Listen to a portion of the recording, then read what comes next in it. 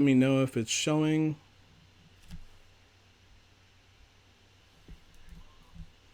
You should see like a view or a picture of like what we did last year, what our competitors did, what our team was able to do. Um, that was last year. I was hoping to be able to have our actual coach on stream. Unfortunately, he was unavailable at the time, so this is what we got for today. So today we're going to be able to say, can you hear me? So today, thank you everybody for coming on to the stream. Thank you for joining us with it. Joining us today, we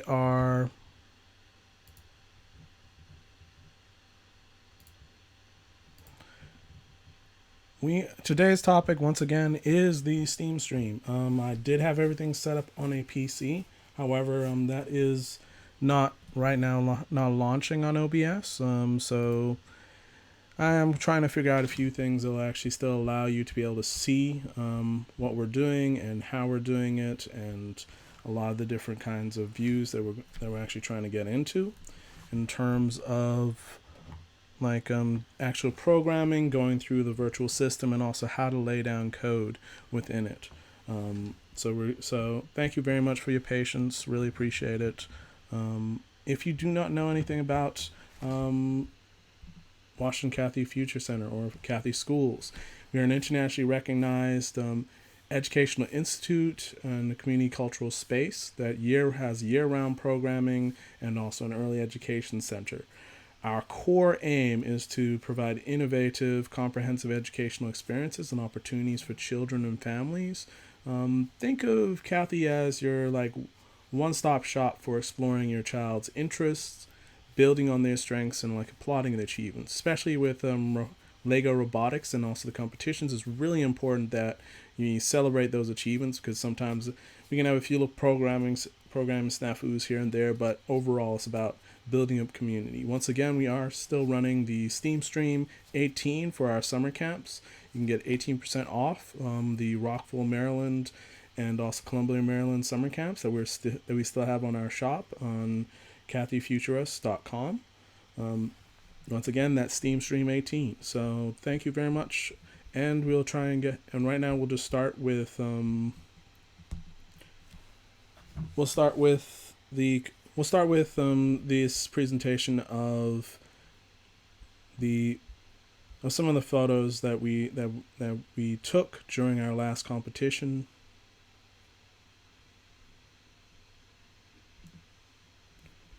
So this was like one of the competitions. This was actually in 2018. So as you can see, there's like two tables set up. We have our wonderful Lego Junior team, the Killer Penguins, there, obviously on screen, showing off their talents, trying to solve what they're going to do, how they're going to tackle the problem. So I'm sure some people can recognize themselves within the actual photo.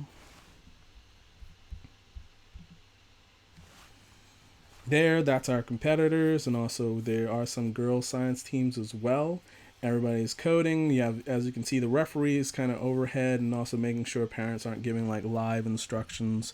So basically, we don't have any problems with that, because sometimes there are individuals who will kind of jump jump in and try to give you a little bit of instruction. And also there's some actual college level professors and also high school professors there. They're kind of scouting talent and seeing how the kids kind of problem solve. Sometimes there are actually judges who are also actually part of the actual making of the challenge. So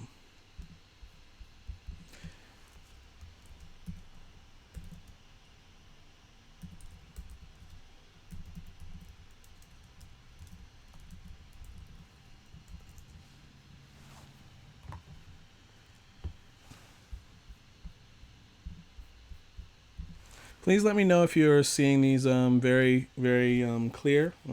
Yeah, I thought Killer Penguins was a funny name at first, but at the same time, that's allows them to have ownership of it, and also that's something that Thresh who was a Quake player, kind of started that trend of people being able to of people actually looking to get into kind of streaming and gaming and everything else like that. So as you can see, one of our wonderful scholars who is still with us and is also in our science advanced, and I think he's also in our and also our advanced and also our Lego robotics team this year, from my understanding. As you can see, he's there explaining exactly what's going on, what problems he's trying to solve, etc., etc. And he's doing a brilliant job as always. I mean, this is an individual who's really helped, done a lot. Then there's some of the presentations. Like there's the team logo. It's a little lopsided, but we can work with that. You just turn your head, you can see the killer penguins.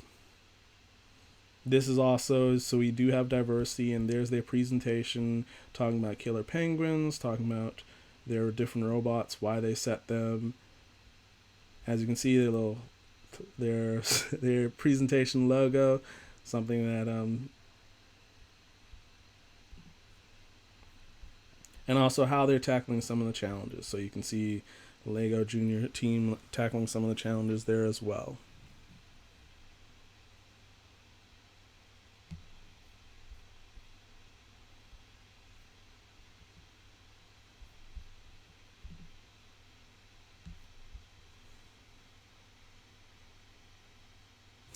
Yes, the Cathay School. This is the Cathay School's Killer Penguins robotics team.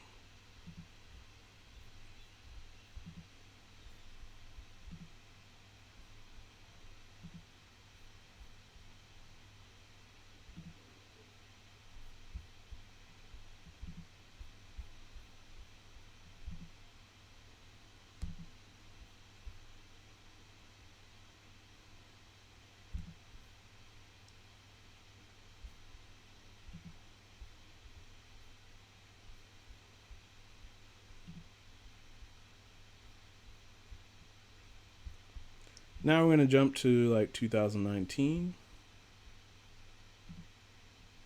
There we have the competition. We have one of the judges. Here are some of our scholars trying to problem solve a little bit more closely.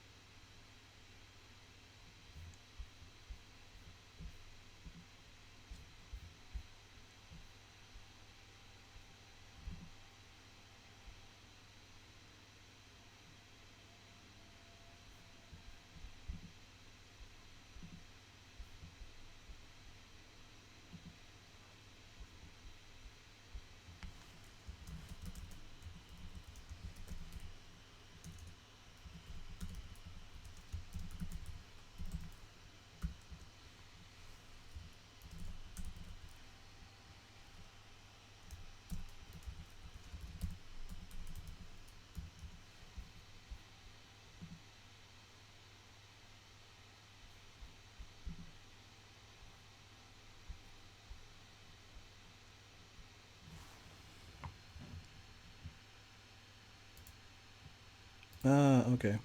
Yeah, I need to adjust things. So basically,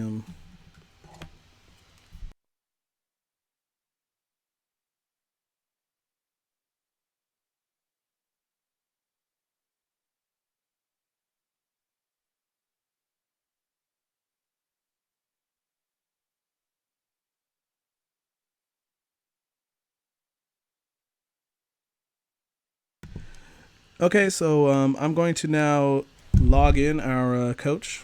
So basically, he is going to be a part of the stream as well. Okay.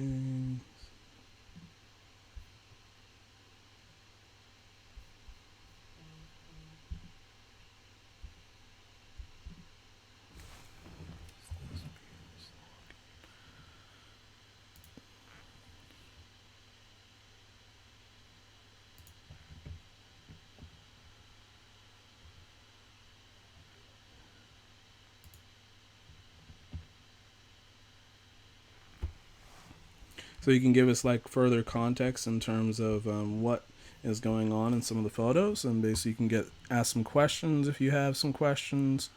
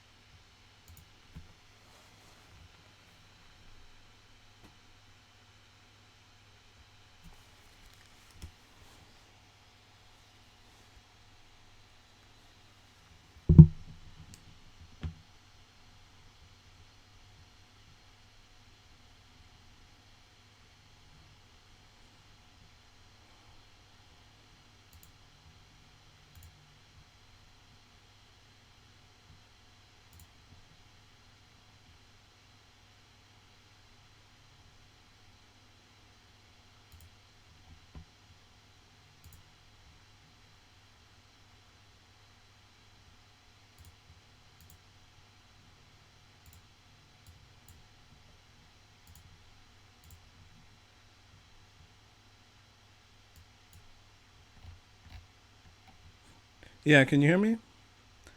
I'm just sorting out the things basically. In some ways, it actually sends it to space. I can switch it over.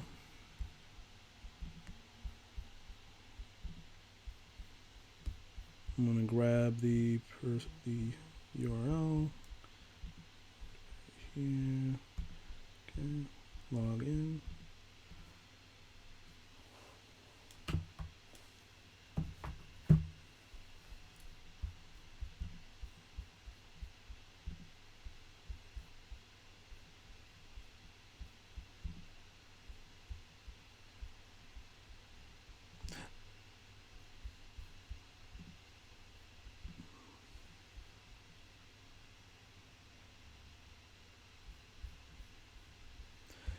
I'm then going to spotlight yourself. Oh, no, you're not there, so.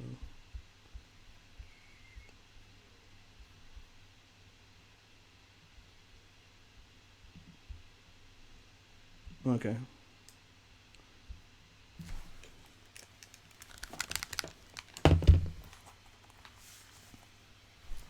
And then I'll make sure everybody in the chat can see. So, looking back at 2018, what were some of the things that you feel went well for the team?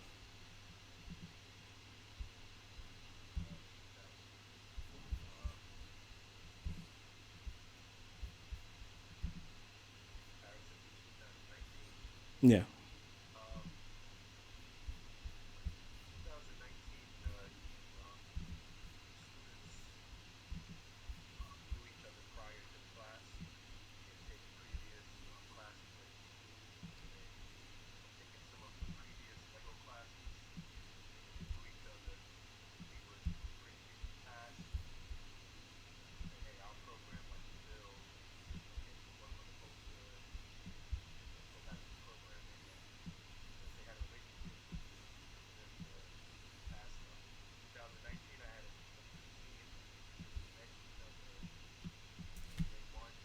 Mm.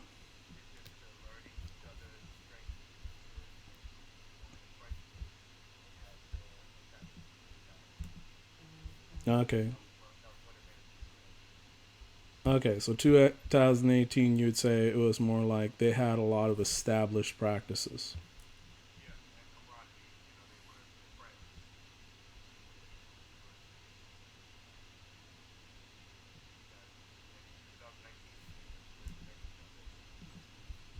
Okay.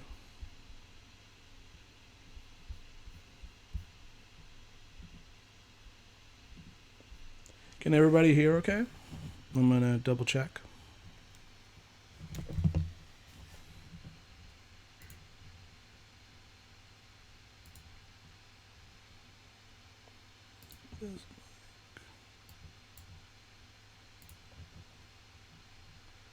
I'm going to check on the live chat to see that everybody's kind of caught up.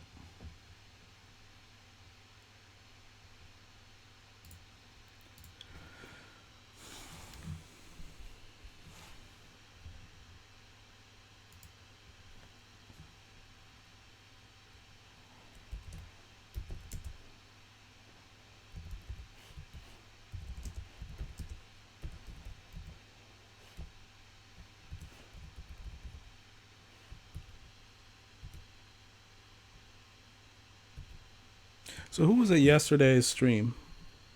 Right now I'm just trying to check if there's buffering still going on the other video.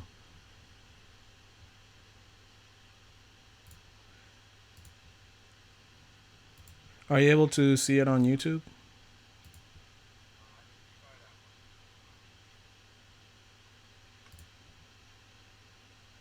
Okay, so some people can hear you, but I think they just feel that your volume's a little too quiet. I will try to boost it up a little bit.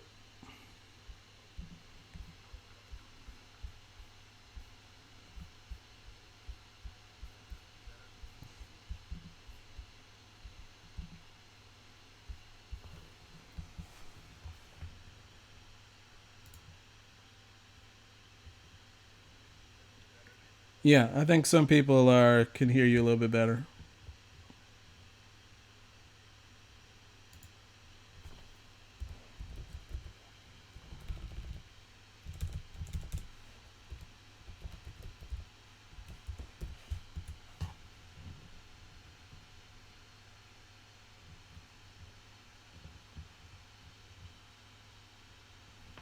So, did you get to also see the stream where basically I kind of showed some of the virtual things that we might be bringing to the table in terms of in terms of like tools and aids to kind of help in competition?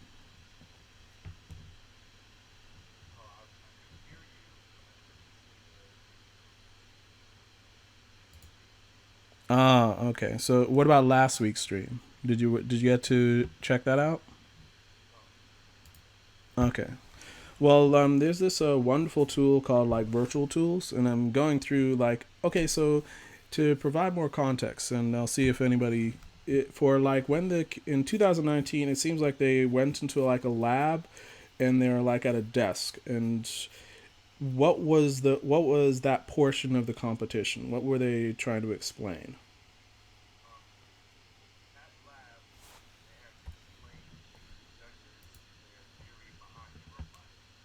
Okay.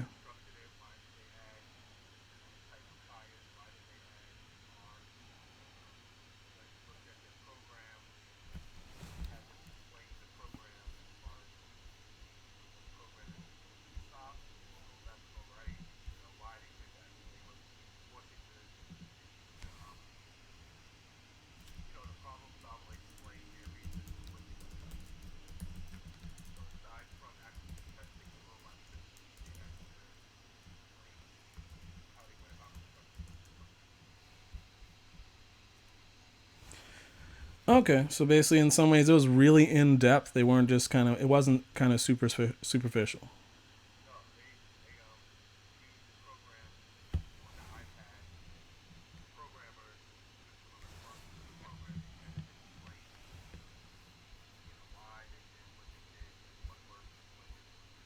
Okay, I'm going to try. It's like I hear in the chat that basically people want you a little louder. I'm going to try and see what I can do about boosting up the volume. I have it at max, but let's see. Is that a little bit better? Can everybody hear him a little bit better?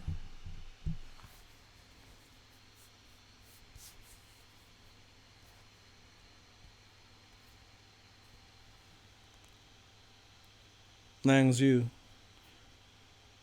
Okay, so what Mr. Hardy was really talking about was in some ways they had to kind of break down whatever code they applied to their robots. So basically, in some ways, it wasn't just kind of a superficial show. It was actually they had to really learn and present something that was really in depth and robust. Correct?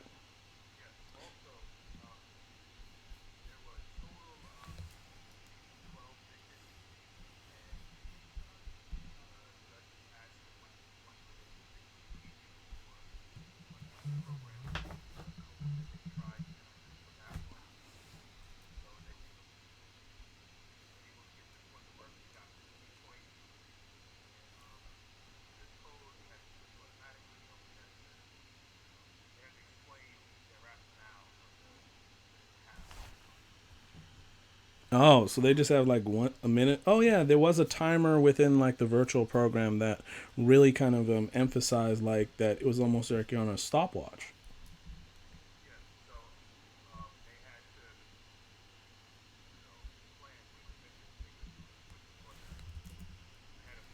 Okay, so they don't have to do them all sequentially. Okay, so basically, usually, like last year, how did we fare in terms of basically the competition?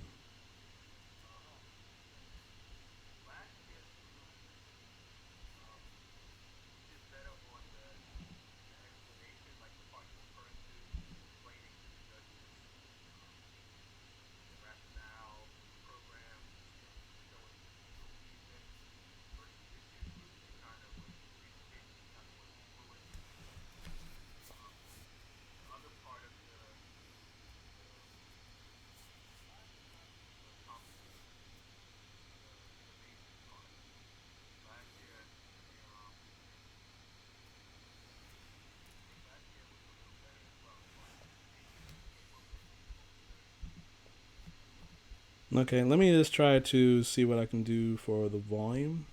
I'll switch the actual focus of the properties to be more on like computer volume because people are still having a little bit of yeah. So hold on. Let's see.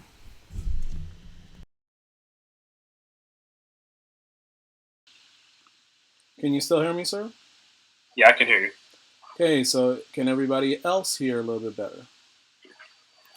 Testing, testing.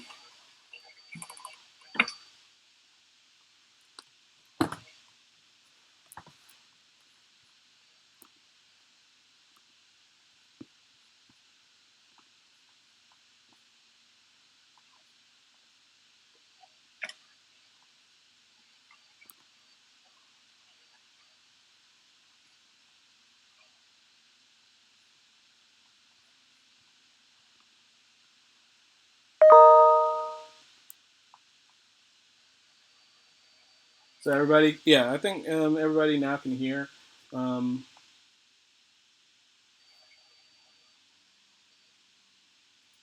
okay, so could you go back over like some of what we discussed in terms of what we discussed in terms of, like the difference in terms of the competition? Like you stated that last year it seemed like we had some individuals who were a little bit more focused, or would you say that it was more that they had more buy-in? Um, Last year, 2018, the students had relationships from the school prior to joining the Lego team. Okay, okay. So they knew each other, and on day one, I guess knowing each other's strengths and personalities, they were able to say, hey, we're going to be on a programming team. You two guys are construction. Um, your responsibility, help us with the innovation, and they were able to split the tasks up and I think, get along a little better. 2019, the students were just meeting each other. Okay, so they're very fresh to it, and they didn't quite understand like the importance as a scientist. Why you also need to have very good social bonds and like social skills. Yeah, that was a big part of it. Just the the cohesion as far as conflicts. 2018, they could settle conflicts easy as Mm. far as who's going to program first or who's going to test it first because they knew each other versus I think this year's group had to get to know each other and that took some time. Okay, then how did the kids decide on the name Killer Penguins? I think we have some viewers who are interested in like how that came about. Well, 2018 was our first year, and we had watched the videos of other teams, at 2017's competition, and they saw that all of the teams had names in that fashion, just silly teen type of names, Okay. and that's what they voted the name to be. And the thing about Lego FLL is once you assign the name for your team, then that name and that number stays with you throughout the duration. Oh, so you don't have any kind of choice in terms of changing that name? No, so we're going to be Killer Penguins throughout. Oh wow. So if we start like a Lego Junior team, would they be have a so how we register is basically how our team will be known. Like if we did a Legos Junior team, would they have to be like Killer Penguins Junior, or would they be able to choose their name? They could choose a name, but whatever name they chose would be the name that they stayed with, um, for the duration. Okay. And like a duration, do you mean like as long as they're actually participating, or like can you break that down a little bit? Yes, I guess similar to starting a business. You name your business year one, and then each Mm. year that you're in business, your name stays the same. Okay, so is there? Okay, so what do you think are how this differs like from like Lego, like basically Lego building. Like basically we have our Lego Junior where basically kids get are able to build a few of the models and kind of prepare and build and learn some kind of modeling techniques in terms of structures. How's this different from like Lego first Lego League? Like what is the difference in terms of skill? Um, Lego League, I'd say, is more of a science project where you follow directions, you kind of set up the the city, or you set it up, and you make certain things work. You make the fan turn, you make the wheels move, or you do certain specific actions. Versus the FLL, where you have to create a robot that can solve problems. You have to go up the ramp. You have to knock the building down. You have to move the building. You have to hang something in a tree. So there's more problems to be solved on the more advanced level versus the elementary level is just getting you warm to realize that a robot can move or a fan can be programmed to turn 10 times. Okay, so basically, like our Lego Junior is more like an introduction to what Legos can do, and like and some of the engineering basics. And then the FFL is kind of like putting all those pieces together, and then especially the independent thinking of it, and also independent like kind of actions and decision making that the kids have to make themselves. Because especially with that rule of like how hard do they enforce the rule of basically not having you actually coach? Like, what? How hard do they enforce that? For FLL, it was um, it was serious. Like I wasn't allowed to be within 3 feet of the table. I couldn't talk to them Oh, while they were so were okay, actually testing. The junior group, though, I was standing right there and was able to converse with them because it was, like I said, it was more of a science exhibit. But okay, okay, the competition, they made us stand back behind the line. We weren't able to talk to them. When the judges went over the score, it was two members of the team they spoke to. They wouldn't speak to the coaches, and then the team came back to the rest of the team and the coach and showed us how they did in the competition. okay. And in terms of like overall, like what do you think? Like, what in terms of the maps? How do they decide what kind of maps that they're going to choose? Do we have any kind of input in what maps or what adventures they get to take, or is it kind of predetermined? That's determined by Lego. Every summer, I guess they have a team of engineers that pick a concept and they design all of the challenges. They release it to the public sometime in the fall, and everyone has the same map and same, EV3 parts, and they just go from there as far as trying to solve the challenges. Now, like some of the parts, like I noticed, They make very specific builds. Do they like send you out PDFs, or is it more like the kids just have to kind of figure out how to build each one of the components to like test out on the actual map that you receive? Well, the table is specific instructions. Things must be built specifically. They have PDFs and videos that show you how to build the tree, the ramp, the building, how to build those things. The robot, the students have to take prior knowledge of building EV3 robots from Lego Junior or from previous classes they may have taken. There's no robot instructions for the students. That comes from, them within. Okay. So with what do you think were some of the challenges in terms of like trying to keep everything organized? Like I know one of the challenges that we do, and also I'm sure other teams have, is trying to make sure that when you're deconstructing and constructing the Lego robots for competition, how is it that you prepare for when you're in a competition, keeping all those parts together? Like, what do you think is a good tip that they could use for them to use in future competitions? Um, One thing I struggled with both of the teams, 2018 and 2019, was if you got something to work and you wanted to improve it, don't take it apart and start from scratch. You have something that's working maybe 75% of the way you want it to work. Build on that design. Don't take it apart and start again trying to get it to work perfectly. I told them they waste time. I think they wasted time taking things apart that were, you're halfway there. Is just knowing what to take out as opposed to just destroying the whole thing. Yeah. I've seen them have something working 75%, and then they say, no, we can do this better. And like you said, they destroy it, take everything apart down to the little Lego blocks and start again. And then And time wise, time's over by the time they're halfway through. yeah, so that was one concern. The other concern, I think, on my end would be space. Okay. Just, having more space and not having, um, maybe them so close to each other when they're building may prevent one person from picking up a piece that somebody else was using, or somebody taking the wheels that someone else had and, kind of slowing each other down. Okay. Okay.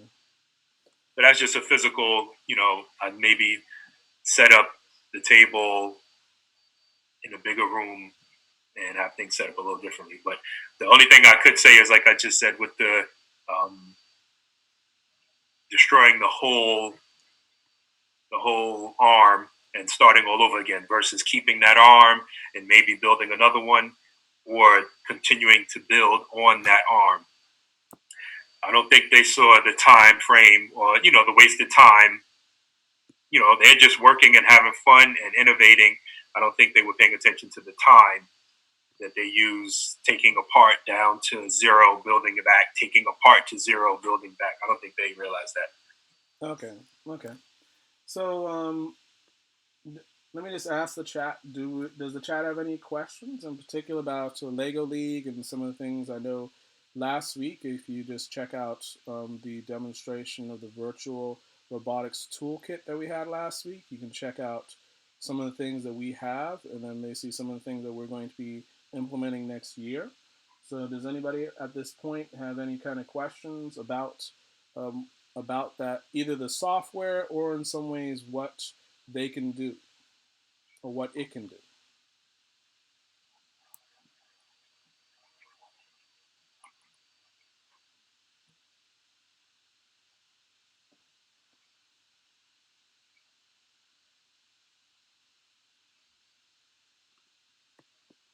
Like in terms of like the Evo system, how does that differ like from Nex and also like Simple Machine or Power Machine?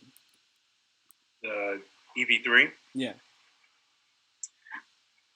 Um, well, the EV3 is, I guess, Lego's, um, top of the line robot. They use that for FLL competitions. The next and the I'm using the term, the simple one that they use for Lego Junior. Those are very simple machines. You can program it to, basically go forward and backwards and simple things in that sense. Where the EV3s, they have some EV3 robots that can stand up and walk. Like really complicated things could be constructed with EV3 robots. Okay, so EV3 robots are EV3 kind of is like the step up to kind of, is that kind of just the step before you get into like high school competitions where you do like fabrication? Yeah. Also, so when you get to high school, the FTC level, they those robots, they construct, I guess, from pieces and like just I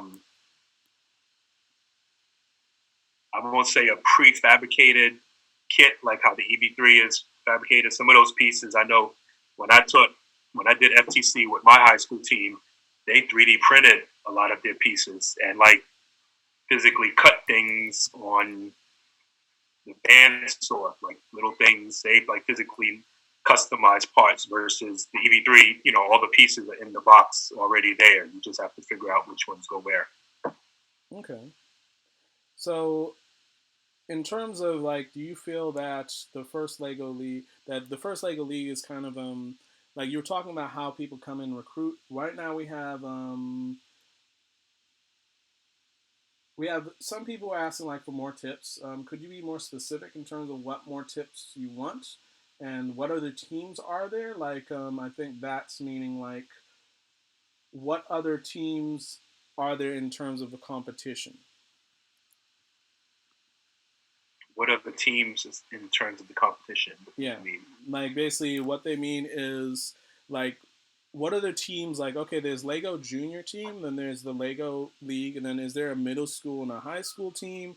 Or like, what are some things that maybe Cathay School be looking into, or maybe some of our older kids who are with some of our younger viewers might be interested in seeing? Okay, more so the hierarchy. Yes. Okay, so Lego Junior is more so the beginning for the smaller kids. I had maybe 5 and 6 year olds kind of age group there. Lego FLL is, they've been through Lego Junior.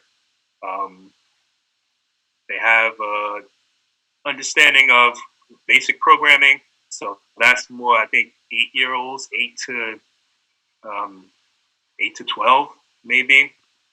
High school age students, that starts ninth grade, is FTC, and that's the one I just was referring to, where they they build the robot customized. They don't use a Lego kit. They use Vex parts, which are basically screws and bolts and metal pieces. They 3D print some pieces. Some pieces they order online, like they order different batteries and different motors and different servos and different things. Would that kind of be like with Arduino or no? They use some Arduino parts, like they may use some of the things within the robot, but those robots can be, the robot my team built, I'd say was maybe 3 feet by 3 feet, like a nice, big robot, not the simple. The robots that we build for FLL are maybe at biggest 1 foot by 1 foot. But for the FTC, I know one challenge was they had to, the robot had to climb the wall. It was a gate that enclosed all of the robots, like a chain type of gate, maybe 4 feet high, and the robot had to climb the gate to get a flag or something of that sort. So you can see how the robots are a little bigger and a little more complex. Okay. And after FTC, if engineering and Lego and robotics is a interest for the student, this continues into college. At college, they have similar competitions, but they're on a grander scale. Whereas, let's say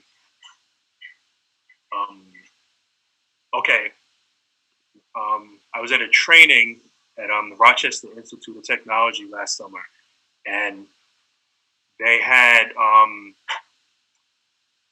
go kart team, whereas they were constructing not robots, but they were constructing go karts in the same fashion that we did to construct these robots. They had parts, they had wheels, they had motors, they had um, much bigger 3D printers, and they had metal cutters and lathes and all kind of things. And they were making go karts, and they were racing around a track, and they were racing for the best time against other neighboring colleges. And it was the same thing versus FLL, where it's a competition where competing against other teams trying to get up the ramp the fastest and get the flag the fastest, or figure out how many ping pong balls we can pick up on the next level. They're creating go karts and they're competing. And you know what comes after that? What comes after that is Ford and Toyota are coming to these competitions and talking to the college students about interns and about, jobs once they graduate. So that's the hierarchy from Lego Junior to Toyota and Ford. So Lego Junior? What age group would people have to be for that? Lego Junior is 5 to, I think on paper it says 5 to 8. Okay, and that's like FFL, right? And FLL is supposed to be 8 to 12. Okay. So maybe, I don't know, 5th grade to 8th grade. But see, it depends on the student's experience. I've had some 7-year-olds who know how to program an EV3 and have already done Lego Junior during the summer, and they did Lego Advanced during the next summer, and they're familiar with it. So when we start programming, they're ready. But I've had some 7-year-olds who are just getting introduced to Lego, and Lego Junior is where they need to be, as far as just learning the basics. Okay. And then now, what about the international competition aspect of like FFL? Like, I noticed that there are some challenges where you can actually video in challenges. Do you think that's something that we are going to be developing into, or like something that our kids might be in, that basically is something that's viable, or is that done on a regular basis? Um, International, you mean as far as other Lego teams in other parts of the world doing the same thing we're doing? Yes, but then also like they have like the off-season challenges where you send in video links and then basically international people kind of judge them and everything else. Okay. Yeah, if the team had met during those times, that's something that, could do. Like, I feel our team was capable of, competing and completing the challenges. Like 2019's team finished midway through the 30 teams as far as a place. Okay. So we didn't finish last, but we didn't finish first. But they were in the mix. So I feel, we could have been there. Yeah, if we took care of the other things as far as the confusion or the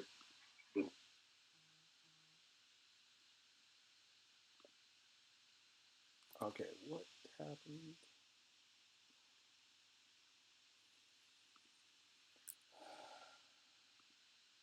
Okay, we've just dropped. We've dropped it. I'm gonna try and reconnect.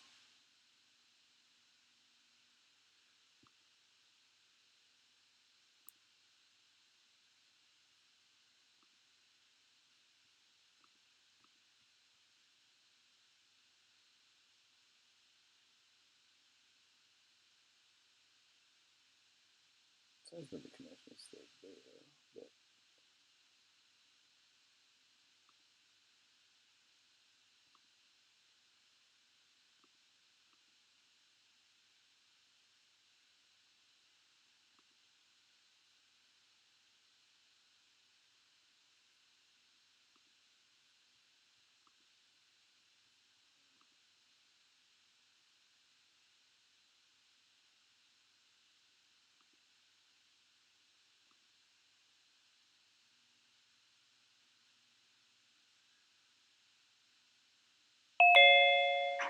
yeah, sorry about that.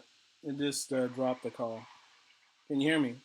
Yeah, I'm here. Okay, so you were explaining in terms of like one, we seem to have ranked very well, but it just there were just some things that basically, in terms of our potential, we have obviously unlimited potential because we have incredible kids who are very, very tied in and very good in terms of being able to participate. But then there are just some things that basically we're maybe falling short on. Yeah. Um, like I said, for this year's team, I attributed some of the lost ground as far as um, us being able to do better than we did due to inexperience. You know, like I said, the students didn't know each other and were Okay. trying to figure things out. There was some bickering about who would be the builder, who would program, and things of that sort. Um, But in terms of aptitude, we obviously have some very good kids. yeah, I think for us to place midway through the pack with the you know with the confusion that we had to still place midway through those 30 teams, shows that if they really got things together and try to get next year, they should be able to be top 10. So for those parents, those of our parents that might be looking to like enroll their child in like an FFL team, what are some things that you feel that they could do to take at Cathay School that we're looking to develop that would help them be best prepared? So basically, when they do come into a team or they coming in new, like some of the things that like we even discussed, like how we are going to have like an introductory course for like Evo systems. Like, what do you think they could do at home without having to like buy a whole Evo set? Well, as far as the FLL team, there's the physical robot building part that we do, on campus, but there's other components that the students need to do, and that some of those things they needed to do at home, and I wasn't able to reiterate that at the beginning of the season. So, for example, for the presentation, there was a part of the presentation where they had to stand in front of the judges and discuss the innovation and talk about how it would help society. And we had some problems where the students weren't used to public speaking. They Mm. were looking at their feet when they were talking, or they were Oh, talking okay. over each other, or they were mumbling, Oh, or so they could okay, so they could really benefit like from one of our instructors, Tiffany, is has a summer course in terms of like basically basic speech and also public speaking junior and debate. Those would be classes you would recommend. yeah, because even if they had a good theory, if they're talking over each other or mumbling or turning their back when the judges ask them a question because they're pointing to the poster or doing those type of things, those are things that they could work on at home, or like you said, during the summer. But at home, the parents could have them read their component of the presentation because everyone had a component of the innovation presentation. And the Okay. parents could say, okay, you're mumbling, or that doesn't make sense what you just said, or, and have them practice that. So that's an at home part that, relates to this. So basically, that's also something like we have the virtual classes going, and we do have a virtual class going that actually specifically addresses like public speaking. So basically, we have like the virtual class with Tiffany, where she's going to be going over public speaking practices, and also she's going to be going over debate. There are some virtual classes that you're also going to be teaching. Like, what is some of the virtual classes that you're also going to be teaching that we have coming up as well? Um,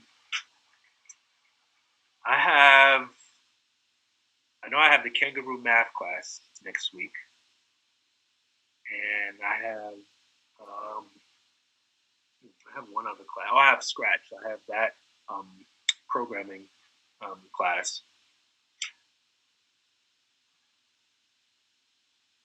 So in some ways, do you think that like scratch coding, because I noticed in Evo or in the Lego kind of programming blocks that it has a lot of those same similar kind of structures within it? Yes, Scratch programming is would be great for a younger student who's looking to go into Lego Junior Okay, because and the programming of those simple machines is basically the same drag and drop block structures, and getting comfortable with that within Scratch would help them when they're programming Milo to do simple things, move forward and backwards, Okay. and things of that sort. So basically, learning like you'll be teaching like how to make a character move, which will be very similar to a lot of the things you'd find within like it obviously be labeled different, but that's definitely a class that basically we're going to be offering over for the virtual summer and also the virtual spring break that basically you'd be a part of and you'd be able to lead some students in. Yes, and that's a good point. Um, Within Scratch, programming the guy to walk, stop, turn around, and walk again relates directly to programming the robot to move, stop, and then reverse and come back. So those things relate to each other as far as introductory programming. Okay, so yeah, so basically that's definitely something that some kids I've noticed kind of struggle with in terms of trying to be um, understand how to work a mouse. Obviously, with the Lego Robotics, it's a little different because they actually get to use an iPad. We use iPads mainly, but at the same time, knowing how to actually click them and drop them in is definitely a useful skill for them to have. Like so, other than the public speaking, which we've obviously advertised, in terms of math, like how would you feel math fits into like the into Lego Robotics or FFL or engineering in general? Well, that's another concept that um, the students could work on at home. I used to stress that you should plan a program out in your mind or on paper before you go to the robot and just start pushing buttons or dragging blocks in or just experimenting.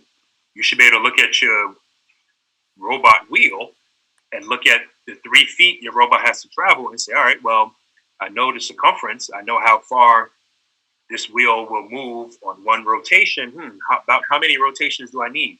And you could calculate that out on paper and save yourself saying, all right, let's try 5. Okay, let's try 10. Yeah. Okay, let's try 15. Okay, let's try 20. You could save yourself some time in doing that. Okay, so basically, in some ways, that's something that we are do also have a virtual class also coming up that basically you would also be teaching some of those blocks as well. Like kangaroo math wouldn't be have necessarily those exact kind of problems, but definitely that's something that parents who want their kids to then get into kind of the multi-dimensional aspect of what Lego robotics is could definitely be use that as a tool to help guide them, right? Yes, that, and then I know one of the component of the kangaroo math is logic, and that relates directly to the problem solving process that we use within engineering, as far as being able to look at a simple problem where there are 3 telephone wires tangled together, and the question asks the student which telephone is ringing, and they have to look at the 3 wires and figure out which one is, how to figure out which one connects to the phone. Or maybe they show 10 gears in a gear train and they ask you which way is the last gear going to turn, clockwise or counterclockwise. Which side wheels do you need, the small ones or the big ones?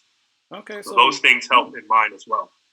So really, like when somebody gets to first Lego League, they're really kind of tackling a tremendous amount. They're tackling programming in terms of the conceptual programming from scratch. They're obviously taking in engineering, which could be in science junior or in our virtual science. And then they're also now learning how to actually apply those with some of the actual math logic that basically is present within some of the challenges that the FFL gives you well ahead of time. Then, of course, there's the actual timed aspect. So then actually learning how to do public speaking within a certain forum. They're learning how to unpack some of the nervousness they might feel, and also some of the other things that might be challenging for them as well. Would I be correct in saying that? Very correct. Very correct. And maybe the last part, I guess, to close it up, is with engineering, the problems are open-ended. There's not a right answer. So sometimes the students have to learn to think differently, whereas in school, it's either 1 + 1 is 2. There's no right or wrong answer there. can is cannot. Like there's no right or wrong. There's no gray area there. Versus in engineering, it says, okay, here's the problem. You need to remove the bat that's hanging in the tree.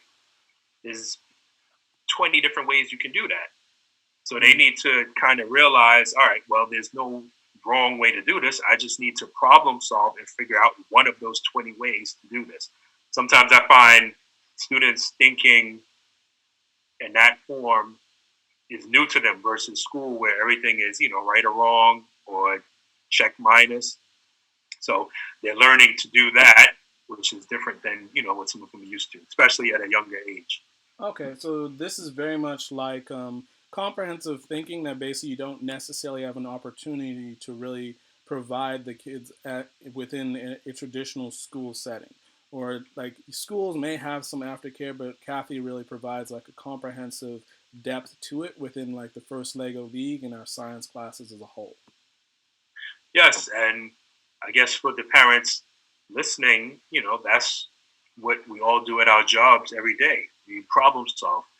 There's always something different that's going to change what's going on, and those skills, being able to look at a situation and find a working solution, is what our employers pay us to do. So them starting at this early age, learning these things and working their way up, especially if they have a like for robotics and engineering, if that's truly something they like to do, then this should be a way for for parents to have something that their kids like to do, but also something that's worthwhile as far as life lessons. Yeah, gives them a lot of depth in terms of basically career prospects and also being able to unpack certain science concepts that may be challenged with in like middle school or high school. So definitely with FFL, FTC is obviously a different thing altogether. But then if somebody's had this experience at the Lego Robotics League level, it definitely goes a long way. Yes, totally agree. And I just gave you an example, as far as from Lego Junior all the way up to the collegiate level. Like these things, happen. These things are, relevant to the engineers who are working in industry today. Okay, excellent. So, what are some other things? So, we have come to time, but then obviously we are still going to have, we are still open for questions. So, basically, if anybody still has some questions in terms of basically um, things that are really bugging them in terms of like, okay, this is a kind of question I'd like to have answered, you can ask those questions now.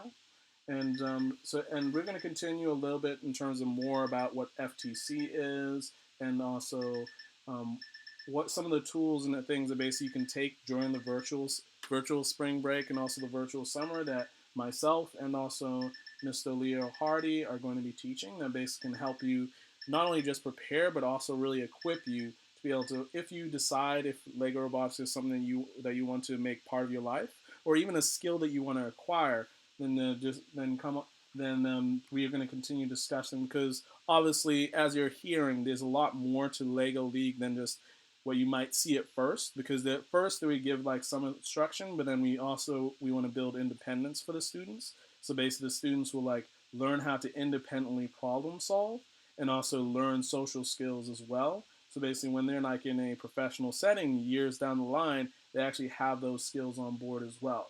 So I want to thank everybody for being on stream for the regular amount of time. And it's like we do have the discount still going on, the Steam Stream 18 is you can get discounts for our Rockville, Maryland summer classes and also Columbia, Maryland summer classes over in, and that's just Steam Stream 18. It's 18% off, and that basically is 18% off whatever class you decide to take. Obviously, we do also have those that already were enrolled for Enriched. We are switching to some virtual classes, so you will get some of that extra goodness in terms of basically be able to have some challenges for yourself that you can apply once everything's back and rolling as it is, and you'll be able to take advantage of those as well. So basically, look up the virtual classes that we are providing. If you're new to the stream or you're new to the CAPI community, look up those classes as well. That's definitely something that you can take advantage of as well. Okay, and if there are any questions about Lego Junior, FLL, or FTC, they can, send the questions to you, and either the next time we meet for the online chat, or um, you could send them to me and I'll respond the best I can. But we can get answers to those questions as far as, other things that parents and students may think of. They might think of questions later today after listening to what you said, and, you know, shoot a question and we'll, do the best to answer it. Yeah, like some of the things that I know some parents were worried about was is after last week I had like a virtual setup where basically you actually got to see a 3D rendering of what a table would look like with the actual block and everything else, and it was a little overwhelming for some. But and that the concern was like, is that too hard for my kid? And of course, yes, we're not trying to make it overwhelming for anybody. We're trying to provide your students and everybody else with as much success as possible. That was just a virtual representation, and that's just a tool that will be an aid to the actual building. So a child would actually go through some of the basics, like in Scratch. There is a depth of learning that they can do just in terms of the understanding of how code works.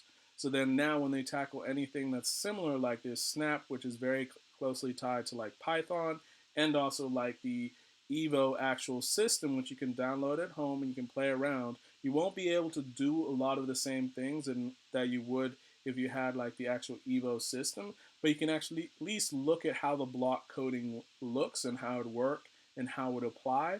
And then you can see where we're talking about in terms of rotations. Like basically, your child could test out a rotation in the program and then basically see, okay, well, how many rotations would I need to travel? If you want to now go more advanced to fourth or fifth grade level, then they can now say, well, how many degrees do I need to turn to make it a smooth path and create their own kind of course? So basically, or how do I get it to calculate to learn to follow a line? That's a little bit more advanced kind of code, but that's still something that is also very basic once they get very, very comfortable within the FFL and the FFL system as well.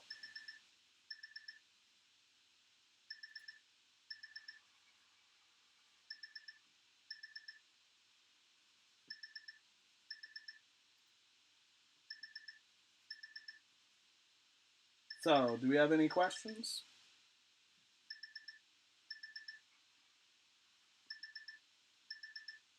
At some point, we will be also contributing to like the social stream on the website because, as I've already stated, we are working to try and make ourselves an official location that the FFL would be looking to have like some of the national competitions and international competitions. But that is something we're going to have to work on once everything is a little bit more calm and peaceful. We were going to have a scrimmage. We did have a few actual FFL teams interested, and that was going to be a fun time because we also had an introductory table set up. So basically, parents would be able to come in, bring their child. We'd then be able to build robots with them, show them some of the basic programming, how to build, and also work them through like some of the timers, and then they could actually do like a mock competition as well.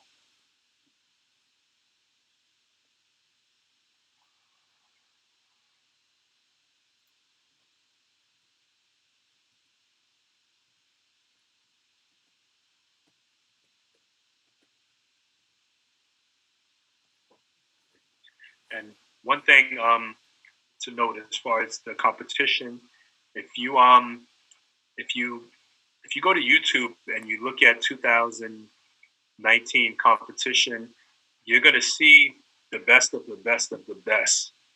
The robots that you see there that are completing every challenge and scoring 400 points, those are like the top. There's thousands and thousands of FLL teams. The ones that go to the world, I think they take the best 64 in the world and they go to a different location and they all compete together. The top are the ones that you're seeing on YouTube completing all those challenges. I don't. We look at the chat. We look at those videos, but I definitely make sure that my team knows that our expectation is not to complete every challenge and score every point and try to be perfect. You problem solve and you learn as you go, and you guys are definitely competent enough to score well and rank well. But I don't like for them to look at that and feel that they're not doing enough when they see Yeah. one of the best teams in the world score 400 points and we scored 160 points. Because something you have to track is that those teams usually have gone from very early in age, and also they have like, we're starting our program, we're building our program, and as we build stronger and we get all the tools that we need in, obviously now you'll have the thinking, the comprehensive thinking, to be able to get those scores where you're scoring as many points as possible. Right now, we're just going through the process of becoming great. Like, that's something that Blake Griffin and also a lot of sports athletes, but also you even hear other scientists talk about the process of becoming great within their field. Like Einstein and a few others, it takes time to really be able to build up that thinking and that internal actual scientific thinking to actually build up to the level where you're able to accomplish every task that you need to in as much efficiency as you want to. So basically, when we're telling you, okay, well, you're 75% there, that's just telling us like you're almost there. Now you need to adjust your thinking of like what are the essential things that need to be changed, and what are the things that maybe need to just be lightly adjusted.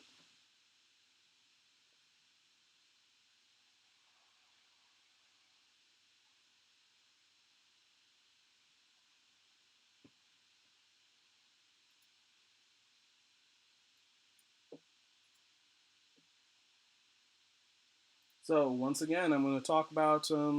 We do have a lot of virtual classes going on that basically a lot of parents can take advantage of, and also students who are enriched as we are all doing our best to do safety, good and safe social distancing practices. We are trying to do our best to make sure that basically all of our students are getting what they need in terms of their educational needs. So we do have our virtual Cathay classes for the coming spring because we are going to be out for a little bit longer, and you can take advantage of those. Which those are we're going all the way through the whole week. We do have them starting classes from 1 all the way up to 6 p.m.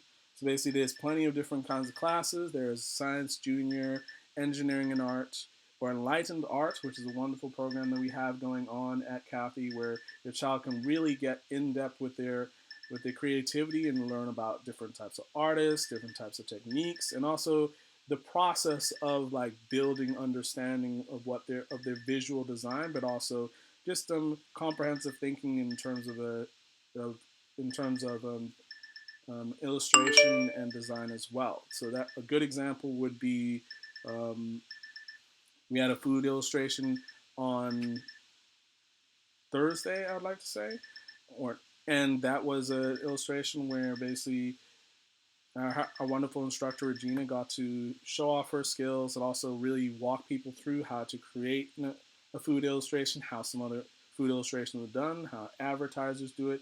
That's also up on the YouTube channel as well. You can also view that. And also we have Kangaroo Math, as Mr. Hardy mentioned, and also we got Art Fundamentals and also Learning to Cook. Our wonderful Dawn is right now is also putting together some of our lessons for that, and she's going to be on stream. So basically, you and your young one can maybe learn how to make banana monkey bread and a few other things as well around the house. So basically, you can change things up and maybe gain, and your child can also gain some insight and skills to maybe something that you're doing every day as well. So please, please, please just check out the website as well to see. That's going to start on the 30th. And we also have some new topics as well. I'm going to be showing how to do, we're going to have our wonderful Julian, who's the head director of our Early Learning Center, talking about TED Talks and TED Talk and storytelling, so your child will learn how to make a TED Talk and do some storytelling as well. I'll be introducing Tinkercad as an introduction to like 3D design and modeling and what those techniques are. We also have our future investors with an instructor that we have there, and we also going to learn web design. So you're going to actually learn code on the codepen.org that you can actually, or codepen.io. So basically you'll be able to build an actual website, and if you wanted to actually take it off and then build it offline, you'll actually get to gain those skills as well. That is also going to be a part of that's also going to be part of what we're doing, like March 30th all the way through April 10th, and also April 13th all the way to April 24th. Those will be some of the vast different kinds of classes that we're going to be teaching, and also adding to, so basically you can get more out of it, and you can get some of the things that maybe might be missing in terms of some of the activities that we may not have, like tennis and a few other ones.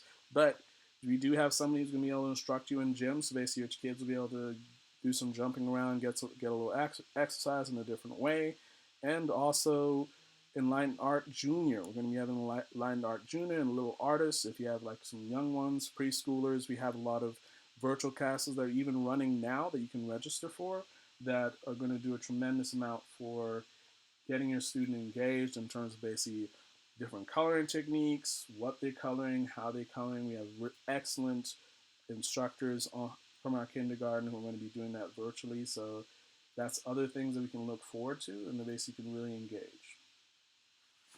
So anything else that you feel that would help, or some things that they could take that we're doing at a Cathay school, or even that you found to be excellent tools that they can add to their arsenal to like learn more about engineering, sir? Well, um, this summer is kind of in flux right now. We're not sure what's going to happen with everything that's going on. But um, once things return to normal, um, a good setup for the Lego FLL team is the summer course, the Lego Advanced course that uses the EV3 robots um, that I teach, that relates to the basics of using the EV3 robot. We learn how to make it move, how to pick up the ball, how to do the you know, basic programs of the EV3, so that when we start FLL and the mission is to go up the ramp and put the flag up, you know, we don't have to learn how to go forward, how to do those things again. We already know how to use the different motors and make the robot work. Now you just have to use your problem solving skills and figure out how many rotations, or where does that turn need to happen, or how can I construct the robot that's not too top heavy, that's going to tip over before we get all the way up the ramp. So that's, in the future, we'll see what happens with, you know, what we're going through now. But, those summer classes could also prepare the students for Lego FLL. Okay, excellent. So it doesn't seem like we have too many other questions. We do have a few viewers, but we don't have many questions. So so if anybody who's left has any questions, please feel free to ask those questions at this time.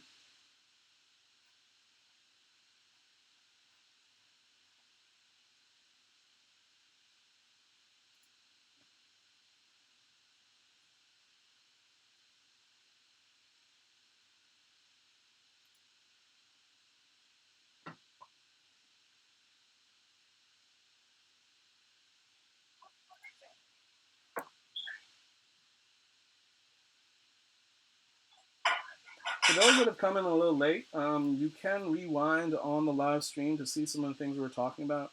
We were just going through a lot of the different things that FFL provides, and really some of the things that you could actually take with that Cathay provides that would help you when you're getting into like the more advanced Lego robotics, like the engineering study, and that Lego robotics is like doing your math plus also at the same time learning your code plus also learning building and the engineering structure of it, all within just that class. So very good, and also practicing public speaking because the judges will be asking you like comprehensive questions about what you've done, why you decided, why you made those choices, and also they'll be questioning you in terms of like the missions you've done. So basically, we really went into in depth, and Mr. Hardy really did an excellent job of providing information about the depth of that kind of class and the depth of things that we do within it. So if you just came late, that's okay. So some of the things that obviously last week I showed the virtual stream where we had a virtual 3D actual virtual world that basically people could actually tackle or use as a tool to actually move robots around. And this week, obviously, we are now doing things a little bit differently, and we're now focused more on, in terms of the internal structures, so basically you can get an idea of what all what all you can do and all the different things that are actually within Lego Robotics. So basically, when you're now tackling it, you're taking it on, you're much more informed of how to do it.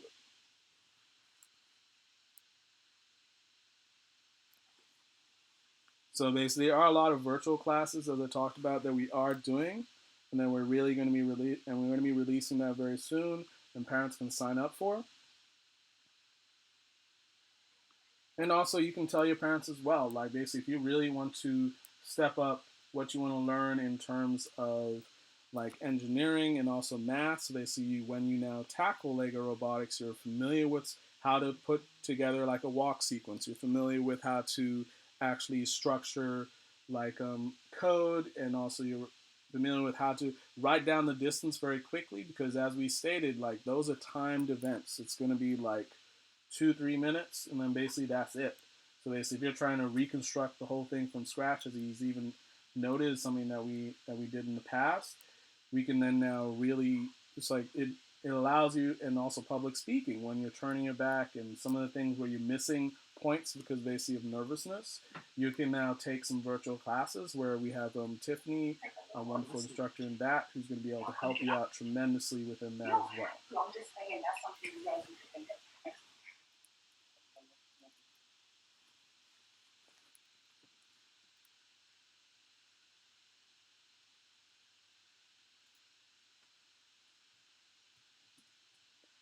So we have a couple of people who came a little late. And that's why we're trying to make these streams as accessible as possible. Well, we have kangaroo math, not monkey math.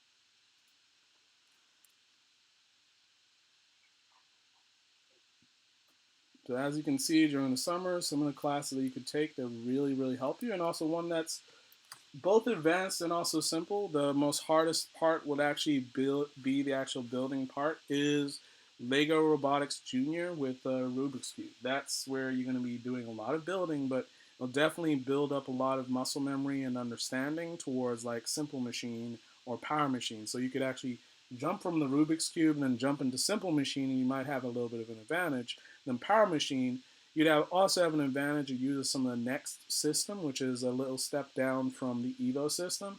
So then now when you get into the Evo system, then you can now really jump in and basically be able to practice some of the programming that you would have for like for FFL or Lego Robotics, and dropping and understanding that code as well. We do have the drone that was going to be indoors, but that's going to be a lot of Bluetooth coding. There's block coding for that. Some sample course that we're going to have in our virtual summer is during the summer we're going to have, or virtual spring, correction, is we're going to have the YouTube and podcasters. An excellent course that will help you with that if you're very interested is the TED Talk and storytelling that we're going to have for our virtual spring classes. And of course, Enlightened Art is an excellent course that would tremendously help in terms of comprehensive thinking. So even when you now come to some of the other math and everything else, you'd have that kind of conceptual thinking with process and seeing different histories and seeing a different point of view ingrained, which is very important tool in engineering and also just science in general. Other YouTube videos that we have already recorded are like our food illustration that was done yesterday. And also we have a few other ones that I did in terms of basically Python coding and Scratch coding. There are a few very good Scratch coding lessons. Some of them were virtual. You can follow along, but then you can also check out Mr. Ollie Hardy. When he's teaching those, he'll be teaching that, and you'll be able to get some incredible learning from that as well.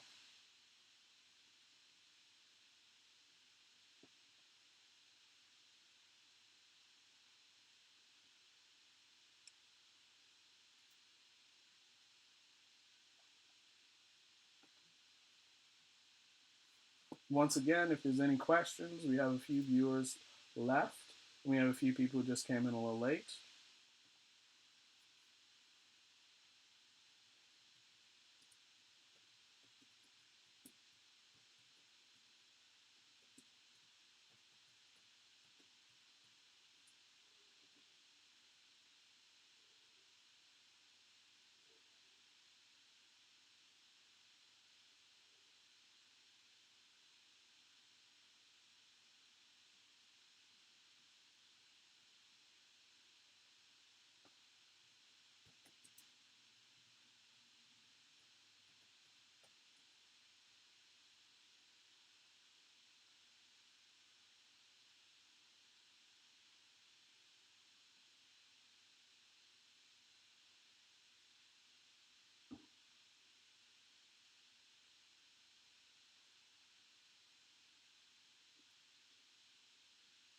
For those that have come in fairly late, if you have any questions, please ask. I can either answer in the chat or Mr. Ollie Hardy can answer in the chat. If you have any other questions after the stream, just send an email to us on our business email, and basically we'll get back to you and answer that question to the best of our ability.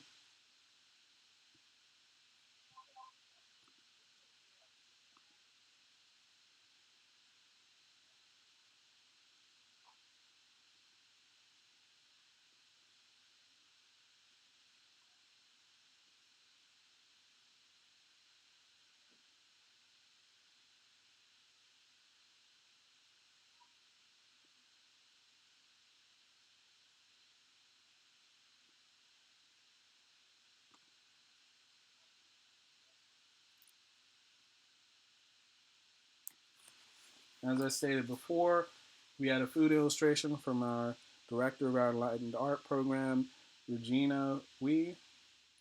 She did an excellent job in terms of showing food illustration and also giving children alternatives on what they can use at home as well, in terms just to be able to get their learning done, but also learn more about different types of artists and etc.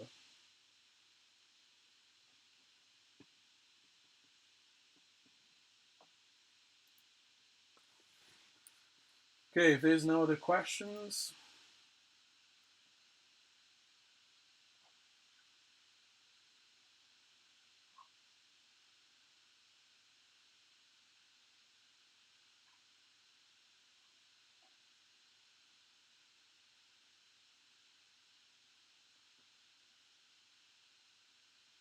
the killer penguins, from my understanding, was something that you guys came up amongst yourselves, and now that is the name we're going to be going by for the Cathay School until, of course, we get a Lego Junior team. Then that is what we will try to name them something, or encourage them to name themselves something that's a little different, or yeah.